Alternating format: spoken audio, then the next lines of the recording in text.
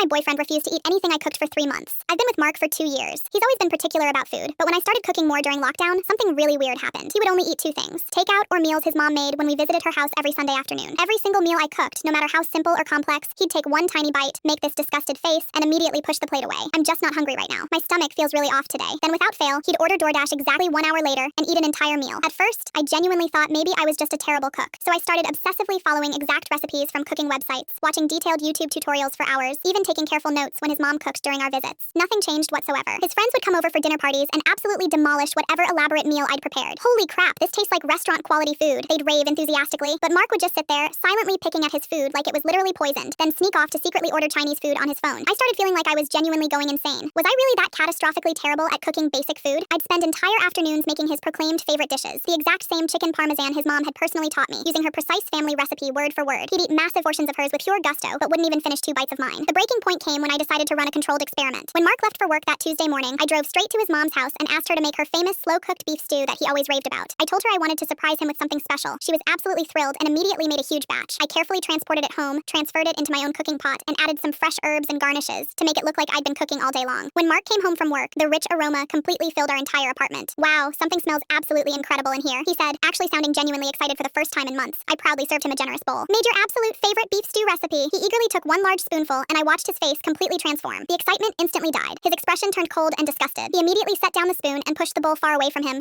It's just really not sitting right with me tonight. I honestly think I might be coming down with something serious." I stared at him in complete disbelief. "Mark, that's your mom's beef stew. The exact same recipe she's made for 20 years. She literally made this exact batch this afternoon. I just reheated it for you." The color completely drained from his face. "What do you mean? Your mom made this food. The same woman whose cooking you absolutely worship and can't get enough of. You just rejected food from the person you trust most in this world." He started frantically stammering. I didn't realize. I thought." "You thought what exactly? That I somehow poisoned it? That I'm actively trying to hurt you?" Then the devastating truth came spilling out like a confession. He'd been so completely paranoid about my cooking that he couldn't even properly taste any food anymore. In his twisted mind, anything I made was automatically suspicious, untrustworthy, and potentially dangerous. He'd convinced himself I was somehow incompetent or dangerously reckless in the kitchen. I kept obsessively thinking, what if she didn't properly wash her hands? What if she accidentally used expired ingredients? He admitted shamefully. I couldn't stop my mind from thinking about all the possible ways you might accidentally mess it up. I felt physically sick to my stomach. "So you've been pretending to hate my food because you literally don't trust me not to accidentally poison you?" "I never actually said poison. You didn't have to say the word. You've spent 3 entire months making me feel like a complete failure because you decided I'm too stupid to safely cook a basic meal." The absolute worst part? He'd never once gotten sick from questionable takeout food. Never questioned whether some random teenager at McDonald's properly washed their hands. Never worried about expired ingredients at sketchy restaurants. But somehow,